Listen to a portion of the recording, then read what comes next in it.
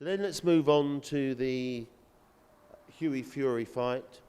He announced that he's signing with Matchroom, and then they announced the fight against Povetkin. That was a surprise to me. I wasn't expecting that. How do you see that one? Well, when you say you're surprised about that, again, Hughie Fury is underrated, yeah, by many. Again, you look at the background, you look at the association. Who trained Tyson Fury to dethrone Klitschko? I'm asking you. Peter. Peter who? Fury. Right. Right. So therefore, you mustn't overlook that. The man, again, to me, is not underrated, he's rated, but there's not enough fuss made about such character. You know one thing about British, I'm very pro-British because I consider myself, I'm an African Brit, right? We too quick to praise the Americans. It's a mental thing that's been there for years, but we don't praise our own, right?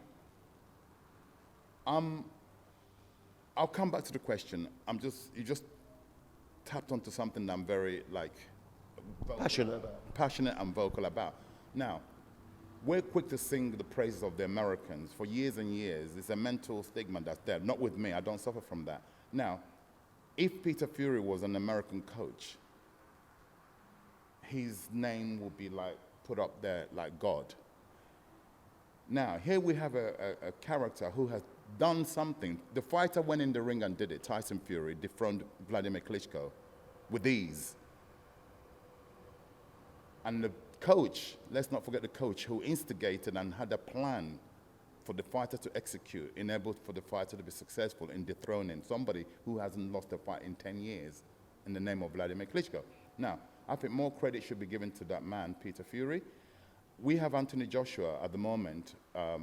Everyone's saying, oh, he should sack his coach, he should da-da-da-da. I've done various interviews, and one of them I said, no, he shouldn't sack his coach. That coach, Robert McCracken, got it right 21 times out of 22, right? You shouldn't lose your job for that reason, right? And they said, oh, I'm suggesting he should get somebody to include with Robert McCracken to rectify what needs rectifying, and then to take him to that, to be able to have this rematch and be successful again.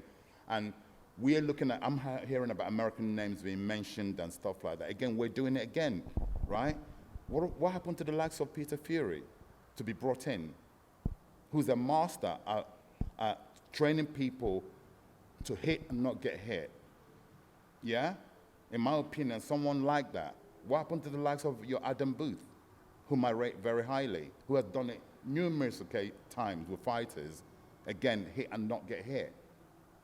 Yeah? Why don't we bring people like that in? I will put myself into the equation, but I'm not reckoned because I haven't trained a world champion. So I'll take myself out of that equation. If I trained a world champion in any weight category, I would definitely, I'm good enough, but I've still got to prove it. Okay? So I'll take myself out of that equation. Like I said, Tyson Fury, my apologies, Peter Fury and Adam Booth should be the type of personnel, coaches who should be brought into the Anthony Joshua. I hope Anthony Joshua is, and Robert McCracken, like I said, it's not being disrespectful to Robert. He's done a tremendous job, and he's still doing a tremendous job. He doesn't get the praises himself with the Cal Froch success he had, yeah, and then he's done it with the Olympian Anthony Joshua. So, the Brits, we have to start promoting our own, and we really have to. It's a mental, we do it in football. We don't give the English coaches time to coach the squad. Now, we're also doing it in boxing. We should stop all that nonsense and praise our own. Back to the fight. The Fury fight. And Povetkin, yeah. Now, like I said, Peter practices in the noble art of hit and don't get hit. I can see Hughie Fury, pulling that off. Why? Because the style he does, he's able to box on his back foot, yeah, and only engage at the right times. Povetkin, remember, age is not on his side, okay? You got age versus youth here. Stylistically, in my opinion, Hughie Fury is all wrong for he's a mover. He can box on his back foot. So I believe and remember, he'd already fought for a world title against Joseph Parker. Okay, again, Parker, again, that was a very debatable fight, but Parker was the champion, so therefore, to be a champion, you really have to beat a champion, yeah? So Hughie has drawn experience from that.